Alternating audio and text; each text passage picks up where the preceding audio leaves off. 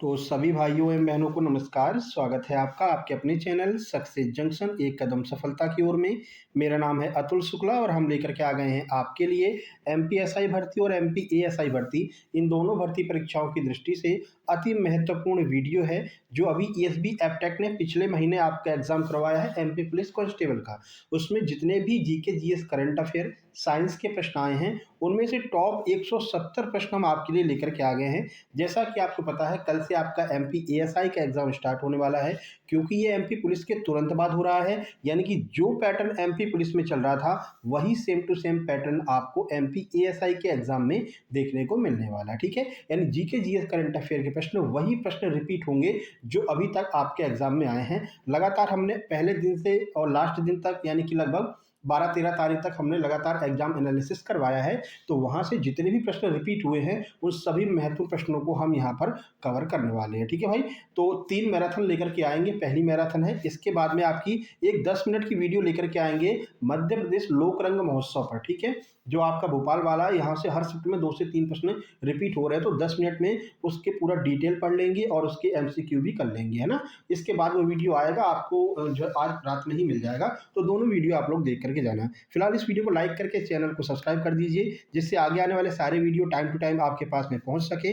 और कल से हम एग्जाम एनालिसिस भी करवाएंगे, तो जिनका भी एग्जाम है वो हमारे व्हाट्सएप नंबर 7052547003 इस पर अपने प्रश्नों को जरूर शेयर किया कीजिएगा। ठीक है, एग्जाम सेंटर से बाहर निकल करके अपने नाम के साथ में जितने भी प्रश्न आपको याद रहे आप शेयर कर देना भाई। ठीक है, चलिए अब वीडियो शुरू करते हैं और सीधे चलते हैं पहले प्रश्न की ओर। आइए देखते हैं पहला पहला प्रश्न है आपका, धमोनी उर्स किस संत की मजार पर लगता है। देखो, उर्स और मेले से बहुत प्रश्न पूछे गए हैं और बार बार रिपीट हुए हैं, और ये धमोनी उर्स वाला कम से कम 6 से 7 बार रिपीट हुआ है। तो मस्तान शाह वली की मजार पर धमोनी उर्स लगता है। अगला है, मध्य प्रदेश में किस नदी घाटी परियोजना से सर्वाधिक सिंचाई होती है। तो नर्मदा घाटी परियोजना से सर्वाधिक सिंचाई होती है। अगला, 2022 से 2024 तक मध्य जो आईएमएफ है, आईएमएफ की प्रथम भारतीय महिला उपनिदेशक कौन रही थी। जो प्रथम भारतीय रही थी तो वो है गीता गोपीनाथ। 2022 से लेकर के 2024 तक आईएमएफ की प्रथम भारतीय महिला उपनिदेशक रही थी ये। अगला प्रश्न, पीएम स्वनिधि योजना का उद्देश्य क्या है। तो स्ट्रीट वेंडर्स को लोन प्रोवाइड कराना ये पीएम स्वनिधि योजना का मुख्य उद्देश्य है। उसके बाद में मानव शरीर का पीएच मान कितना होता है, ये भी 3 से 4 बार प्रश्न रिपीट हुआ है। तो मानव शरीर का पीएच मान 7.35 होता है। अगला प्रश्न देखिए, कौन सी धातु ऑक्सीजन के साथ में सर्वाधिक क्रिया करेगी। तो पोटेशियम धातु आपके ऑप्शन में दिया गया था। पोटेशियम धातु ऑक्सीजन के साथ में सबसे ज्यादा क्रिया करती है। किस शासक के काल में सर्वाधिक यूनानी व्यापार के उद्देश्य से भारत आए थे। तो चंद्रगुप्त मौर्य के टाइम पर सबसे ज्यादा यूनानी भारत आए थे। अगला, 100 डमरू को बजाने वाला त्योहार कहाँ पर मनाया जाता है। तो ये मेघालय में मनाया जाता है। करंट अफेयर का प्रश्न ये पूछा गया था, अभी हाल ही में ये त्योहार मनाया गया है। अगला, भीमगढ़ बांध ये किस नदी पर स्थित है।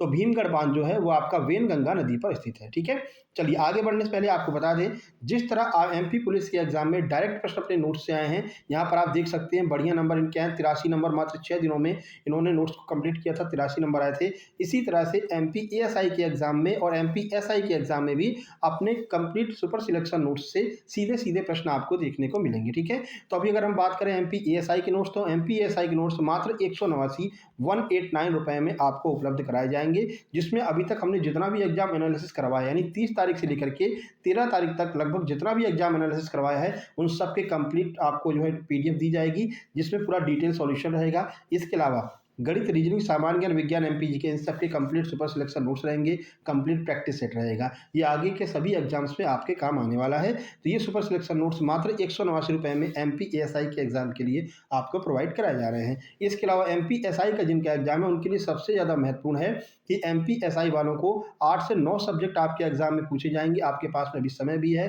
ठीक है, तो ये कंप्लीट नोट्स आपको मात्र 199 रुपए में एमपी एसआई के कंप्लीट नोट्स उपलब्ध कराए जा रहे हैं। ठीक है, बहुत ज़्यादा फॉर्म भी नहीं भरे गए हैं, तो बहुत ज़्यादा कंपटीशन भी नहीं रहेगा। तो इस बार मौका है, बढ़िया मौका है, प्री और मेंस होने वाला है, तो अभी से कमर कस लीजिए और मौके पर चौका मार लीजिए। 199 रुपए में आपको ये एमपीएसआई के कंप्लीट नोट्स उपलब्ध कराए जाएंगे। एमपीएसआई के प्रैक्टिस सेट भी अगले 2 दिनों बाद स्टार्ट होने वाले हैं। ठीक है भाई, तो जिस तरह से इन लोगों के कितने अच्छे अच्छे नंबर आए हैं, 83 नंबर अरविंद जी के आए हैं, 89 नंबर तक आए हैं। ठीक है, तो आप भी ये नंबर प्राप्त कर सकते हैं। अब ये नोट्स कैसे प्रोवाइड कराए जाएंगे, कैसे आपको मिलेंगे, तो छोटी सी प्रक्रिया है। ये क्यूआर कोड आपको दिखाई दे रहा है, इसका स्क्रीनशॉट खींच लीजिए। अगर आपको एमपी एएसआई के नोट्स चाहिए तो आप मात्र 189 का पेमेंट करेंगे और आपको एमपी एएसआई के नोट्स मिल जाएंगे। अगर आपको एमपी एसआई के नोट्स चाहिए तो मात्र 199 का पेमेंट करके उस पेमेंट का स्क्रीनशॉट इस व्हाट्सएप नंबर 7052547003 इस पर आप जैसे ही सेंड करेंगे तुरंत आपको complete super selection notes send कर दिए जाएंगे। अगर ये दोनों notes MP SI MP ASI दोनों नोट्स एक साथ में चाहिए तो मात्र 300 का पेमेंट करके उस पेमेंट का स्क्रीनशॉट इसी व्हाट्सएप नंबर 7052547003 पर आप सेंड करेंगे। तुरंत आपको complete super selection notes send कर दिए जाएंगे दोनों एग्जाम्स के, ठीक है। चलिए आगे बढ़ते हैं। ये नोट्स आपके जो है अभी फॉरेस्ट गार्ड और जेल प्रहरी का एग्जाम आने वाला है, वहाँ पर भी आपके काम आएंगे, ठीक है। बाकी फॉरेस्ट गार्ड और जेल प्रहरी का जिसको भी नोट्स चाहिए तो वो भी नोट्स मात्र 190 रुपये में आपको उपलब्ध कराए जा रहे हैं, जिसमें हिंदी इंग्लिश वगैरह सब कुछ रहेगा, साइंस वगैरह ना, तो वो भी आप ले सकते हैं जिसका भी एग्जाम आने वाला है। चलिए उम्मीद करते हैं सारी बातें समझ में आ गई होंगी। अगले प्रश्न की ओर बढ़ लेते हैं। अगला प्रश्न है उदिता योजना, ये किस क्षेत्र से संबंधित है? तो उदिता योजना महिला एवं बाल विकास से संबंधित है। ये सारे वही प्रश्न हैं जो अभी हाल ही में पूछे गए हैं ईएसबी के द्वारा। अगला, इंदिरा सागर परियोजना कितनी मेगावाट बिजली का उत्पादन करती है? 1000 मेगावाट बिजली का उत्पादन करती है। अगला प्रश्न है गांधी सागर बांध से कितनी मेगावाट बिजली उत्पन्न की जाती है? तो 115 मेगावाट। 2023 तक सबसे ज़्यादा एशियाई खेल किस देश ने आयोजित करवाए हैं? तो थाईलैंड ने आयोजित करवाए हैं। उसके बाद और आगे बढ़ते हैं। अगला है अक्टूबर 2025 तक मध्य प्रदेश के वर्तमान मुख्यमंत्री कौन है? अब देखो ऐसे ही पूछा जा रहा है, एग्जैक्ट डेट दे रहे हैं, तो श्री मोहन यादव जो है वर्तमान में मध्य प्रदेश के मुख्यमंत्री हैं। पोटेशियम एल्यूमिनेट का सूत्र पूछा गया था, तो KAlO2 ये आपका पोटेशियम एल्यूमिनेट का सूत्र हो जाएगा। उसके बाद में गुलाम वंश का पहला शासक कौन था? कुतुबुद्दीन ऐबक था। आगे बढ़ते हैं। अगला है आईएमपीएस का प्रयोग किस प्रकार के लेन देन के लिए किया जाता है? तो त्वरित लेन देन के लिए इसका प्रयोग करते हैं। समवर्ती सूची पर अगर केंद्र सरकार और राज्य सरकार दोनों कानून बनाए तो किसका कानून माना जाएगा? केंद्र सरकार का कानून माना जाएगा। अगला, विकास का आर्थिक कई पीढ़ियों में प्रजातियों की विशेषताओं में परिवर्तन से है किस प्रक्रिया पर आधारित है? यानी कि लगातार जो विकास होता रहता है उसका अर्थ जो है परिवर्तन होते रहते हैं शरीर में, तो वो किस पर आधारित है? तो प्राकृतिक चयन की प्रक्रिया पर आधारित है। अगला, प्रधानमंत्री विश्वकर्मा योजना कब शुरू की गई थी? 2023 में शुरू की गई थी। लोकसभा और राज्यसभा की संयुक्त बैठक कौन बुलाता है? तो राष्ट्रपति बुलाता है और अध्यक्षता कौन करेगा? लोकसभा अध्यक्ष करता है। मई 2025 तक यूपीएससी के वर्तमान अध्यक्ष कौन है? डॉक्टर अजय कुमार है। थोड़ा सा स्पीड बढ़ाना पड़ेगा क्योंकि अपन को 170 प्रश्न करना है ना। गेटवे ऑफ इंडिया की स्थापना कब हुई थी? 1913 में गेटवे ऑफ इंडिया की स्थापना हुई थी। अगला है भारत की पहली पूर्णकालिक महिला वित्त मंत्री कौन है जिन्होंने अपना कार्यकाल पूरा किया है? तो पहली महिला वित्त मंत्री हैं निर्मला सीतारमण। पहला क्रिकेट विश्व कप कब आयोजित किया गया था? 1975 में। तवा बांध जल विद्युत परियोजना की कुल क्षमता कितनी है? तो 13.50 मेगावाट ये इसकी कुल क्षमता है। वैसे अभी जो नए नए टॉपिक ईएसबी अपटेक पूछ रहा है तो उसके अलग से हमने वीडियो बना रखी है। जैसे रेलवे स्टेशन के कोड पूछे जा रहे हैं उसके अलग से वीडियो आपको बना रखे हैं। मेगावाट विद्युत परियोजनाएं पूछी जा रही हैं उसकी अलग से, मेला और आपके उत्सव पूछे जा रहे हैं उसके अलग से बना रखे हैं। जब आप नोट्स लेंगे तो इन सब के कंप्लीट नोट्स आपको मिलेंगे एक साथ में, है ना, जिसको आप आराम से पूरा एमपी जीके हो चाहे पूरा जीके जीएस हो आराम से आप कवर कर लेंगे। दोनों तरह के नोट्स मिलेंगे, शॉर्ट नोट्स भी रहेंगे और डिटेल नोट्स भी रहेंगे। चलिए अगला है मध्य प्रदेश में लोकरंग महोत्सव कौन सा विभाग मनाता है? ये बहुत बार पूछा गया, इसीलिए आपसे कह रहे हैं लोकरंग के ऊपर एक अलग से वीडियो बना देंगे। तो संस्कृति निदेशालय, मध्य प्रदेश जनजाति संग्रहालय, इन तीनों के द्वारा जो है मनाया जाता है। मैन बुकर अवार्ड 2012 किसे दिया गया था? हिलेरी मेंटेल को। ग्रीष्म ऋतु में तापमान में सर्वाधिक अंतर मध्य प्रदेश के किस क्षेत्र में देखने को मिलता है? तो ये आपको उत्तर मध्य प्रदेश यानी चंबल जो एरिया है यहाँ पर देखने को मिलेगा। अगला, खजुराहो महोत्सव में कौन सी गतिविधियां होती हैं? तो शास्त्रीय नृत्य, पाक कला, शिल्प प्रदर्शन, योग और ध्यान, साहसिक गतिविधियां, सांस्कृतिक प्रदर्शन, ये आपको जो है खजुराहो महोत्सव में देखने को मिलते हैं। अगला, आकांक्षी जिला परियोजना किसके द्वारा संचालित की जाती है? नीति आयोग के द्वारा। मंगल ग्रह दिन में कैसा दिखाई देता है? तो गुलाबी रंग का। वर्ण विक्षेपण किसकी वजह से होता है? तरंग दैर्घ्य में परिवर्तन की वजह से वर्ण विक्षेपण होता है। वर्ण विक्षेपण पे अलग से वीडियो बना रखी है डिटेल वाली, आप लोग देख सकते हैं। बाबर का पूरा नाम क्या था? जहीरुद्दीन मोहम्मद बाबर। देखो इसमें ये प्रश्न ऐसे पूछा गया था कि बाबर का पूरा नाम में से जो बीच का नाम है वो क्या था? तो बीच का नाम मोहम्मद था, ऑप्शन में मोहम्मद दिया गया था। लेकिन आपको अगर पूरा नाम नहीं पता होगा तो आप बीच का भी नहीं बता पाएंगे। तो जहीरुद्दीन मोहम्मद बाबर ये इसका पूरा नाम था। राजघाट बांध की कुल ऊंचाई कितनी है टोटल? तो 44 मीटर जो है राजघाट बांध की ऊंचाई है। अगला, एशिया का मिट्टी का सबसे बड़ा बांध का नया नाम क्या है? तो ये आपका संजय सरोवर बांध है, वही भीमगढ़ वाला जो बांध है ना उसी का नाम संजय सरोवर है। अगला, और यही एशिया का सबसे बड़ा मिट्टी का बांध है। शास्त्रीय नृत्य में मार्गम क्या होता है? तो मार्गम का अर्थ है पथ, ठीक है। अगला, शुक्राणु की पूंछ किस गतिविधि में मदद करती है? तो गति और दिशा परिवर्तन में मदद करती है शुक्राणु की पूंछ। अगला, अम्ल में क्षार मिलाने पर क्या प्रक्रिया होगी? तो अगर अम्ल में आप क्षार मिलाएँगे तो ये उदासीन हो जाएगा और मतलब कि एग्ज़ैक्ट 7 इसका जो है पीएच वैल्यू हो जाएगी। अगला, एक सींग वाला गैंडा किस राष्ट्रीय उद्यान में पाया जाता है? असम के काज़ीरंगा राष्ट्रीय उद्यान में पाया जाता है। अगला देखिए, सोन और नर्मदा नदी का उद्गम कहाँ से होता है? ये अमरकंटक से होता है। भारतीय संसद में कौन-कौन शामिल होता है? लोकसभा, राज्यसभा, राष्ट्रपति होता है। जोहिला बांध परियोजना से कितनी बिजली उत्पन्न की जाती है? तो ये 15 मेगावाट की बिजली उत्पन्न की जाती है जोहिला से। अगला, मिनी माता रोग किस वजह से होता है? तो ये मरकरी की वजह से मिनी माता रोग होता है। पुलिकट नृत्य किस पक्षी के लिए किया जाता है? फ्लेमिंगो के लिए पुलिकट नृत्य किया जाता है। अगला, राज्य सूची में कौन-कौन से विषय शामिल हैं? तो पुलिस हो गया, कृषि हो गया, सार्वजनिक व्यवस्था, स्थानीय स्वशासन, ये आपको राज्य सूची में देखने को मिलेगा। चींटी के डंक में क्या पाया जाता है? तो चींटी के डंक में फॉर्मिक एसिड पाया जाता है। बल्ब के फिलामेंट ये किसका बना होता है? तो बल्ब का फिलामेंट टंगस्टन का बना होता है। ओणम में किस पशु की पोशाक का उपयोग किया जाता है? तो ओणम में बाघ की पोशाक का उपयोग किया जाता है। बरार क्षेत्र भारत में कहाँ पर स्थित है? तो ये महाराष्ट्र रीजन में स्थित है। पीर बुधान का मेला, ये भी 4 से 5 बार पूछा गया। पीर बुधान का मेला कितने वर्ष पुराना है? तो ये 250 वर्ष पुराना है पीर बुधान का मेला। और ये कौन से संत हैं? तो ये मुस्लिम संत हैं, याद रखना। भारत के 16वें अटॉर्नी जनरल कौन है? आर वेंकटरमणी। मैकाल पर्वत श्रृंखला किस श्रृंखला का हिस्सा है? तो ये सतपुड़ा पर्वत श्रृंखला का हिस्सा है मैकाल पर्वत, ठीक है। कर्मा नृत्य किस जनजाति के द्वारा किया जाता है? तो बैगा जनजाति के द्वारा कर्मा किया जाता है। अगला प्रश्न देखिए, अंतर्राज्यीय परिषद का वर्णन किस अनुच्छेद में किया गया है? अनुच्छेद 263 में। कैमूर पर्वतमाला में निकलने वाली नदी कौन सी है जो उत्तर की ओर बहती है? ये आपकी केन नदी है। ताप का एसआई मात्रक क्या होता है? ताप का एसआई मात्रक केल्विन होता है। लोहे पर लगने वाली जंग का सूत्र क्या है? तो Fe2O3 इंटू XH2O, ये आपका लोहे पर लगने वाली जंग का सूत्र हो जाता है। अगर आंख की रेटिना को निकालकर बाहर रख दिया जाए तो क्या प्रभाव पड़ेगा? तो प्रकाश जो संवेदी परत होती है, जो प्रकाश को महसूस करती है, वो प्रकाश संवेदी परत नष्ट हो जाएगी। बुंदेलखंड पठार की ढलान कितनी है? 300 से 600 मीटर। ढलान का अर्थ है वही ऊंचाई कितनी है ना। अगला, एलोरा के मंदिरों का निर्माण किसने करवाया था? राष्ट्रकूट वंश के शासकों ने करवाया था। अगला प्रश्न देखिए, भीमराव अंबेडकर छात्रवृत्ति योजना में दूसरे स्थान पर आने वाले को कितनी राशि प्रदान की जाती है? तो 15,000 रुपये की राशि जो है वो प्रदान की जाती है दूसरे नंबर पर आने वाले को। प्रथम नंबर पर जो आता है 20,000 रुपये की राशि, तीसरे स्थान पर जो आता है उसे 10,000 रुपये दिए जाते हैं। अगला, मध्य प्रदेश में सबसे कम मेले कहाँ पर लगते हैं? तो नर्मदापुरम या फिर होशंगाबाद में सबसे कम मेले लगते हैं। अगला, सबसे ज़्यादा मेले कहाँ लगते हैं? ये आपको कमेंट बॉक्स में कमेंट करके बताना है, आज का प्रश्न होगा, ठीक है। हॉर्नबिल महोत्सव किस पक्षी के लिए मनाया जाता है? तो हॉर्नबिल पक्षी के लिए मनाया जाता है और कहाँ पर मनाया जाता है? नागालैंड में मनाया जाता है। अगला देखिए, मुख्यमंत्री की नियुक्ति कौन करता है? ये तो शुरू से लेकर के अंत तक मान लीजिए 4-5 बार पूछा गया था। राज्यपाल महोदय करते हैं मुख्यमंत्री की नियुक्ति। मध्य प्रदेश का सेंट्रल प्रोविंस बरार मध्य प्रदेश में अब कहाँ पर स्थित है? तो अगर सेंट्रल प्रोविंस बरार की बात करती है तो सागर, जबलपुर, कटनी और महाराष्ट्र वाला जो एरिया है ये पहले सेंट्रल प्रोविंस बरार हुआ करता था। भारत में सबसे अधिक वन कहाँ पर पाए जाते हैं? ये अपने मध्य प्रदेश में पाए जाते हैं। अगला है द ग्रेट लिविंग चोल मंदिर, ये कहाँ पर स्थित है? तो ये तमिलनाडु में स्थित है। शंकर दयाल शर्मा, यहाँ से भी हर शिफ्ट में एक एक दो दो प्रश्न पूछे गए हैं शंकर दयाल शर्मा से, हर 2 शिफ्ट में गैप करके पूछ ले रहा था। तो ये शंकर दयाल शर्मा किस पद पर आसीन रहे? तो ये राष्ट्रपति के पद पर आसीन रहे थे, ये भी आपको याद रखना है। 9वें राष्ट्रपति थे 9th क्रम के। ढोला मारू नृत्य ये कहाँ पर किया जाता है? तो ये चंबल अंचल में किया जाता है ढोला मारू नृत्य। तमिलनाडु की पुरानी सिंचाई व्यवस्था को किस नाम से जाना जाता है? इसको एरी के नाम से जाना जाता है। अगला, आवर्त सारणी में बाएं से दाएं जाने पर इलेक्ट्रॉनों की संख्या में क्या परिवर्तन होता है? तो अगर आप बाएं से दाएं जाएंगे तो इलेक्ट्रॉनों की संख्या बढ़ती चली जाती है।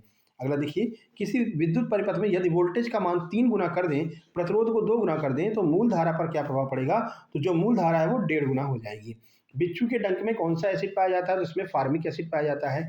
किन 2 अम्लों के मिलाने पर एक्वारेजिया बनता है? तो देखो, नाइट्रिक अम्ल और हाइड्रोक्लोरिक अम्ल जो है इसको मिलाने पर 3:1 के अनुपात में अगर आप मिलाएंगे तो इससे एक्वारेजिया बनेगा। ये एक्वारेजिया वाला प्रश्न भी 4 से 5 बार पूछा गया है, ठीक है। चलिए आगे बढ़ लेते हैं। थोड़ा स्पीड को तेज रखना है यहाँ ना, क्योंकि बहुत प्रश्न वर्ग को कवर करने हैं कम टाइम में। अगला, आवर्त सारणी में ऑर्गन और सोडियम एक आवर्त में क्यों रखा जाता है? तो भाई बाहरी कोष में इनके समान इलेक्ट्रॉन है, इसलिए इन दोनों को एक ही कोष में रखा जाता है। किस धातु का प्रयोग आभूषण बनाने में किया जाता है? तो प्लेटिनम का प्रयोग हम आभूषण बनाने में करते हैं। अगला, तवा जलाशय की ऊंचाई कितनी है? 58 मीटर है। मध्य प्रदेश कौन से स्थान पर वहाँ की जनजाति के नाम पर एक नृत्य किया जाता है? तो झाबुआ में नृत्य किया जाता है, भगोरिया नृत्य जो है किया जाता है और भील जनजाति के नाम पर करते हैं। अगला, कौन सी नदी ड्रिफ्ट वैली का निर्माण करती है? तो नर्मदा और ताप्ती दोनों ड्रिफ्ट वैली यानी कि भ्रंश घाटी में होकर के बहती हैं। अगला, स्टैंड अप योजना का मुख्य उद्देश्य क्या है? तो एससी के लोगों के लिए लोन प्रोवाइड कराना ये स्टैंड अप योजना का प्रमुख उद्देश्य है। चलिए आगे बढ़ते हैं। अगला देखिए, 16 महाजनपदों में से गणतंत्र व्यवस्था कौन से महाजनपद में थी? तो वज्जी में जो है गणतंत्र व्यवस्था थी। किस मुगल राजकुमार ने भगवद गीता गीता का फारसी में अनुवाद किया था? तो ये दारा सिकों ने भगवद गीता का फारसी में अनुवाद कराया था। कैल्शियम कार्बोनेट का विघटन करने पर कौन सी गैस प्राप्त होती है? तो कार्बन डाइऑक्साइड प्राप्त होती है। भ्रूण के निषेचन का समय कितना होता है? तो 12 से 24 घंटे में भ्रूण का जो है निषेचन हो जाता है। अगला देखिए, प्लाज्मोडियम में कौन सा विखंडन होता है? तो प्लाज्मोडियम में बहुविखंडन देखने को मिलता है। अगर किसी व्यक्ति को 50 सेंटीमीटर से कम दिखाई दे रहा है तो उसे कितने डायोप्टर का लेंस लगाया जाएगा? तो इसको +2.0 डायोप्टर का लेंस लगाया जाएगा। भ्रूण को पोषण कहाँ से मिलता है? तो भ्रूण को पोषण प्लेजेंटा से मिलता है। अगला, महामृत्युंजय मेला किस त्योहार पर मनाया जाता है? तो बसंत पंचमी एवं शिवरात्रि के अवसर पर महामृत्युंजय मेला मनाते हैं। राष्ट्रपति का कार्यकाल कितना होता है? 5 वर्ष का कार्यकाल होता है राष्ट्रपति का। भगवान कृष्ण की लीलाओं को दर्शाने वाले नृत्य को क्या कहा जाता है? तो ये है रासलीला।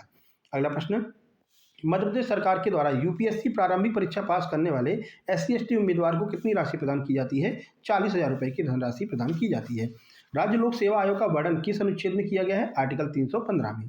अगला प्रश्न है, करेवा क्षेत्र किस राज्य से संबंधित है? तो ये करेवा जो है वो आपको जम्मू कश्मीर में देखने को मिलेगा। चुंबक को बीच से काटने पर नए ध्रुव कौन से बनते हैं? नॉर्थ और साउथ। चुंबक को बीच से काटो, बगल से काटो, कोई फर्क नहीं पड़ता है। चुंबक को जब भी काटोगे वो स्वतंत्र ध्रुवों में विभाजित होगी और दोनों ध्रुव NS ध्रुव होंगे। अगला प्रश्न, सूर्य की किरणें कौन सी पारिस्थितिकी तंत्र तक नहीं पहुंच पाती हैं? तो सूर्य की किरणें गहरे समुद्र में नहीं पहुंच पाती हैं। मध्य प्रदेश अन्नपूर्णा योजना का उद्देश्य क्या है? गरीबों को अनाज उपलब्ध कराना। मंडलीप की आवर्त सारणी में तत्वों को किस क्रम में सजाया गया है? तो मंडलीप की आवर्त सारणी में तत्वों को वर्ग एवं आवर्त में सजाया गया है। गांव की बेटी योजना का लाभ कब दिया जाता है? तो 12वीं अगर पास कर रहे हैं 60% अंकों के साथ में तो गांव की बेटी योजना का लाभ दिया जाएगा। महेंद्र सिंह धोनी को 2025 में ICC hall of fame award किस शहर में दिया गया था? तो ये लंदन में दिया गया था। ठीक है, चलिए आगे बढ़ते हैं 101 नंबर प्रश्न पर। उससे पहले वीडियो को लाइक कर दीजिए, शेयर कर दीजिए और चैनल पर पहली बार आए हैं सब्सक्राइब करके नोटिफिकेशन बेल दबा लीजिए। चलिए आगे बढ़ते हैं और चलते हैं प्रश्न नंबर 101 पर। ठीक है ना, 170 प्रश्न अपन कवर कर रहे हैं आज के वीडियो में। चलिए 101 नंबर का प्रश्न देखिए। 101 नंबर का प्रश्न है, पिरामिड में प्राथमिक उपभोक्ता अपना भोजन कैसे प्राप्त करते हैं? तो प्राथमिक उपभोक्ता जो होते हैं वो अपना भोजन पेड़ पौधों से प्राप्त करते हैं। पिरामिड का जान है ना, इस तरह का पिरामिड बना रहता है। ठीक है, कि प्राथमिक उपभोक्ता, द्वितीय उपभोक्ता, तृतीयक उपभोक्ता है। ठीक है, अगला, कौन सा तत्व कौन सा तत्व है जो अक्रिय करके ऑक्साइड बनाता है? यानी कि पानी के साथ में अक्रिय करके, भाप कहें या फिर पानी, यहाँ पर भाप लिख दीजिए, भाप के साथ में अक्रिय करके ऑक्साइड बनाता है। कौन सा तत्व है? तो मैग्नीशियम और एल्यूमिनियम, ये दोनों भाप के साथ में अक्रिय करके ऑक्साइड बनाते हैं। अगला, प्रकाश जब आंख में प्रवेश करता है तो सबसे पहले किससे टकराता है? तो सबसे पहले कॉर्निया से टकराता है। अगला प्रश्न देखिए, प्रिज्म से गुजरने पर किस रंग का विचलन सबसे कम होता है? तो लाल रंग का विचलन सबसे कम होता है ना, लाल रंग सबसे कम बिखरता है, इसलिए हमको दूर से दिखाई देता है, इसीलिए सिग्नल्स में लाल रंग का प्रयोग करते हैं। बाकी नोट्स के बारे में आपको बता ही चुके हैं, है ना। MPSI के नोट्स मात्र 189 रुपये में, MPSI के कंप्लीट नोट्स मात्र 199 रुपये में। इसी पर आपको पेमेंट करना है, तुरंत आपको नोट्स सेंड कर दिए जाएंगे। व्हाट्सएप नंबर 7052547000 है। आगे बढ़ते हैं 105 नंबर, वर्ण क्रम यानी स्पेक्ट्रम में रंगों का क्रम क्या है? ये 2-3 बार प्रश्न पूछा गया था, रंगों का क्रम। तो ये आपका बैगनी, जामुनी, नीला, हरा, पीला, नारंगी, लाल। विबग्योर होता है नीचे से ऊपर की ओर, यानी ऊपर रेड होगा, नीचे वॉयलेट होता है, ये आपको ध्यान रखना है। चलिए अगला देखिए, ताप्ती नदी किस दिशा में प्रवाहित होती है? तो ये पूर्व से पश्चिम की ओर प्रवाहित होती है। अगला, भारत का संवैधानिक प्रमुख कौन होता है? तो भारत का संवैधानिक प्रमुख राष्ट्रपति होता है। खजुराहो महोत्सव में नौकायान प्रतियोगिता किस नदी पर आयोजित की जाती है? तो नदी का नाम पूछा गया था, केन नदी पर आयोजित की जाती है नौकायान प्रतियोगिता खजुराहो नृत्य महोत्सव में। मेघालय पठार ये किस पठार का हिस्सा है? तो प्रायद्वीपीय पठार का हिस्सा है। अगला 110 नंबर, 2020 का ज्ञानपीठ पुरस्कार किसे दिया गया था? तो नीलमणि फूकन को दिया गया था। रानी कमलापति रेलवे स्टेशन का उद्घाटन कब किया गया? 15 नवंबर 2021 को इसका उद्घाटन किया गया था। पहले ये हबीबगंज रेलवे स्टेशन होता था, बंसल ग्रुप के द्वारा बनाया गया है, भारत का पहला प्राइवेट स्टेशन है, ध्यान रखना। 1963 में विंध्य प्रदेश का मुख्यमंत्री कौन था? भगवंत राव मंडलोई। अगला देखिए, 20वीं सदी में मणिपुर नृत्य को दोबारा प्रारंभ करने का श्रेय किसे दिया जाता है? रविंद्रनाथ टैगोर को, इन्हें गुरुजी के नाम से भी जाना जाता है। अगला, गुरुदेव के नाम से, ना। आवर्त सारणी में ऊपर से नीचे जाने पर विद्युत ऋणात्मकता पर क्या प्रभाव पड़ता है? तो ऊपर से नीचे की ओर अगर आप जाएंगे तो विद्युत ऋणात्मकता घटती चली जाती है। कौन सी धातु ठंडे पानी के साथ अपक्रिया नहीं करती है लेकिन गर्म पानी के साथ में अपक्रिया करती है? मैग्नीशियम एक ऐसी धातु है जो ठंडे के पानी के साथ में अपक्रिया नहीं करेगी लेकिन गर्म पानी के साथ में अपक्रिया करेगी। रानी अहिल्याबाई किस राज्य की शासिका थी? तो ये मालवा राज्य की शासिका थी रानी अहिल्याबाई। किस रंग के प्रकाश की तरंग दैर्घ्य सबसे कम होती है? तो बैंगनी रंग की तरंग दैर्घ्य सबसे कम होती है, इसीलिए बैंगनी रंग तुरंत बिखर जाता है और हमको दूर से दिखाई नहीं पड़ता है, इसलिए बैंगनी रंग का प्रयोग बहुत कम आपको देखने को मिलता है। अगर ताप्ती नदी की लंबाई कितनी है? 724 किलोमीटर ताप्ती नदी की कुल लंबाई है। भारतीय संविधान को कब अंगीकृत किया गया था? तो 26 नवंबर 1949 को भारतीय संविधान को अंगीकृत किया गया था। अवंती कहाँ की राजधानी थी? तो अवंती उज्जैन की राजधानी थी। नर्मदा और ताप्ती के बीच में कौन सी पहाड़ी पाई जाती है? सतपुड़ा पर्वतमाला है जो नर्मदा और ताप्ती को अलग करती है। बताया था ना आपको, यहाँ से अमरकंटक से नर्मदा निकलती इस तरह बहती हुई चली जाती है, सोन निकलती इस तरह बहती है और जाकर के गंगा मिलती है पटना बिहार में, गंगा जाकर के बंगाल की खाड़ी में, यहीं से मुल्ताई से निकलती है ताप्ती नदी और ये दोनों इसी तरह से समानांतर बहती हैं। बीच में सतपुड़ा श्रृंखला रहती है जो इन दोनों को अलग करती है। दोनों नदियां भंज घाट यानी कि रिफ्ट वैली में बहती हैं। दोनों नदियां अरेबियन सी यानी अरब सागर में जाकर के एस्चुरी बनाते हुए अरब सागर में समाप्त होती हैं। ये आपको थोड़ा सा दिमाग में रखना है, यहाँ से 3-4 प्रश्न बन जाते हैं। अगला देखिए, मूत्र का क्या कार्य होता है? तो रक्त के अपशिष्ट पदार्थों को बाहर निकालना। आपको पता ही है रक्त का स्कंदन होता है, यानी कि जब उसको छाना जाता है तो उसमें से जो व्यर्थ पदार्थ निकलते हैं वो मूत्र की मदद से शरीर से बाहर निकल जाते हैं। चलिए आगे बढ़ते हैं, अगला प्रश्न देखते हैं। अगला है, बेवार कृषि को मध्य प्रदेश में क्या कहते हैं? तो बेवार कृषि या फिर जिसे हम झूम कृषि कहते हैं, इसके अलग अलग नाम होते हैं। मध्य प्रदेश में इसे दहिया कृषि कहा जाता है। वसुदेवा गीत किसके द्वारा गाया जाता है? तो वसुदेवा समुदाय के द्वारा। ये भी 2-3 बार पूछा गया था अभी एग्जाम में, वसुदेवा समुदाय के द्वारा। अगला, विधि आयोग के वर्तमान अध्यक्ष कौन है? तो दिनेश कुमार महेश्वरी जो हैं वो वर्तमान अध्यक्ष हैं विधि आयोग के। हालांकि अपॉइंटमेंट वाली हमने पीडीएफ सबको दिया होगा, जिन लोगों ने नोट्स दिया होगा उनको पीडीएफ अपॉइंटमेंट की दी है हमने। अपने अपॉइंटमेंट वाली वीडियो पीडीएफ से ही काफ़ी सारे प्रश्न आए हैं, जो भी अपॉइंटमेंट के प्रश्न आए हैं। अक्टूबर 2025 में बार काउंसिल के अध्यक्ष कौन बने थे? श्री मनन कुमार मिश्रा। लोकसभा अध्यक्ष अपना त्यागपत्र किसे देता है? लोकसभा के उपाध्यक्ष को। अगला, बरसात के दिनों में बनने वाला पहला इंद्रधनुष बाद वाले इंद्रधनुष से ज़्यादा चमकदार होता है, ऐसा क्यों? तो पूर्ण आंतरिक परावर्तन की घटना की वजह से पहला वाला जो इंद्रधनुष होता है वो ज़्यादा चमकदार होता है दोबारा बनने वाले से। कमलापति महल ये कहाँ पर है? तो भोपाल में स्थित है। उज्जैन में लगने वाला सिंहस्थ कुंभ मेला किस नदी पर लगता है? तो ये क्षिप्रा नदी पर लगता है। अब सिंहस्थ कुंभ लगने वाला है जिसकी वजह से होमगार्ड्स की भर्ती की जा रही है, आपको पता ही है, और जो है अन्य भर्तियां भी आपको देखने को मिलने वाली हैं। देखो अभी जो कैलेंडर आया है उसको लेकर के परेशान नहीं होना है कि सर छात्रावास अधीक्षक की भर्ती इसमें नहीं है, सर होमगार्ड की भर्ती इसमें नहीं है। ये भर्तियां सेट कर दी जाएंगी। जैसे अभी एमपी पुलिस का आपको पता था ना कि जो है मार्च में आने वाली थी एमपी पुलिस का एग्जाम होता, लेकिन तत्काल प्रभाव से जैसे ही रूल बुक पहुंची तुरंत आपकी वैकेंसी निकाल दी गई और एग्जाम भी हो गया है। इसी तरह से छात्रावास अधीक्षक की भी रूल बुक पहुंचेगी, उसको भी बीच में सेट किया जाएगा और होमगार्ड्स की भी आपकी भर्ती आएगी। तो परेशान बिल्कुल भी नहीं होना, दोनों भर्तियां आएंगी, है ना। अगला, सोन नदी का उद्गम स्थल कहाँ पर है? ये अमरकंटक में है। क्षेत्रफल की दृष्टि से मध्य प्रदेश कौन से क्रम पर आता है? तो क्षेत्रफल की दृष्टि से दूसरे क्रम पर आता है, पहले नंबर पर राजस्थान आता है। कुषाण शासकों ने अपने आप को प्रसिद्ध करने के लिए अपने नाम के आगे क्या लगाया था? तो अपने नाम के आगे उन्होंने देवपुत्र लगाया था। वेनसांग के अनुसार भारत का आइंस्टीन किसे कहा जाता है? नागार्जुन को भारत का आइंस्टीन कहते हैं वेनसांग महोदय। कवि कालिदास किस शासक के समय अपने सर्वोच्च शिखर पर थे? तो चंद्रगुप्त द्वितीय के टाइम पर अपने सर्वोच्च शिखर पर थे। ब्रिटिश सरकार ने भारत के विभाजन के बाद मध्य प्रदेश को किस श्रेणी में रखा? तो मध्य प्रदेश को पार्ट ए में रखा था। नालंदा विश्वविद्यालय का निर्माण किसने करवाया था? कुमारगुप्त ने नालंदा विश्वविद्यालय का निर्माण करवाया था। इंद्रधनुष में बैंगनी रंग का आंतरिक कोण यानी प्राइमरी बो जो है वो कितना होता है? तो ये आपका 40.8 होता है। दोनों पूछा गया था, ध्यान रखना। आंतरिक कोण आपका बैंगनी रंग का पूछा गया था तो 40.8 होता है। इंद्रधनुष में लाल रंग का आंतरिक कोण पूछा गया था, प्राइमरी वो लाल रंग का, तो इसका होता है 42.8। ठीक है, दोनों याद रखना, दोनों पूछे गए हैं। 141 देखिए, भोपाल जंक्शन का रेलवे स्टेशन कोड बताइए। तो भोपाल जंक्शन का रेलवे स्टेशन कोड BPL है। रानी कमलापति रेलवे स्टेशन कोड पूछा गया था तो RKMP। सोन नदी की कुल लंबाई बताइए। 784 किलोमीटर टोटल लंबाई है। मध्य प्रदेश में 470 किलोमीटर बहती है। आगे बढ़िए। 1956 में मध्य प्रदेश का उच्च न्यायालय कहाँ पर बना था? तो 1956 में जबलपुर में ही बनाया गया था। वर्तमान में भी आपका जबलपुर में ही जो है उच्च न्यायालय है। 2 खंडपीठें हैं जिसमें इंदौर और ग्वालियर में खंडपीठ है, भोपाल में नहीं है, ध्यान रखना, नहीं तो राजधानी समझ करके भोपाल लगा देते हैं, भोपाल में खंडपीठ नहीं है। अगला, उज्जैन कौन सी पेंटिंग के लिए प्रसिद्ध है या फिर कौन सी प्रिंट के लिए प्रसिद्ध है? तो बाटिक नामक जो प्रिंट है इसके लिए प्रसिद्ध है उज्जैन। 3 बार ये प्रश्न आपका पूछा गया है। अगला, मध्य प्रदेश में कितने जलवायु क्षेत्र हैं? तो कुल 11 जलवायु क्षेत्र मध्य प्रदेश में पाए जाते हैं। 146 देखिए, 1952 चुनाव के बाद मध्य प्रदेश सरकार कितने साल तक चली थी? तो 4 साल तक चली थी 1952 के चुनाव के बाद में। अगला, उपराष्ट्रपति के चुनाव में कौन कौन हिस्सा लेता है? तो दोनों सदन के जो सदस्य होते हैं उपराष्ट्रपति के चुनाव में हिस्सा लेते हैं। केंद्र और राज्य के बीच जो कर होते हैं, जो टैक्सेस होते हैं, इनका बंटवारा कौन करता है? वित्त आयोग। भारत का सबसे ऊंचा बांध कौन सा है? टिहरी बांध। 150 देखिए 2018 एशियाई गेम में भारत को कितने पदक मिले थे, तो 15 पदक मिले थे। 151 लाल लिटमस को नीले लिटमस में कौन बदलता है, तो ये क्षार जो है वो लाल लिटमस को नीले लिटमस में बदलता है। इसका आपको हमने बताया था, अनिल याद रखिएगा, अनिल। अनिल में क्या होता है कि जो अम्ल होता है, आ से अम्ल हो गया, ये नीले लिटमस को लाल में बदल देता है, ठीक है। उसके बाद में याद रखना है छलानी। छलानी, छलानी में क्या होता है, ये क्षार जो है वो लाल लिटमस को नीले लिटमस में बदल देता है। 2 शब्द याद रखेंगे, कभी भी कंफ्यूजन नहीं होगा।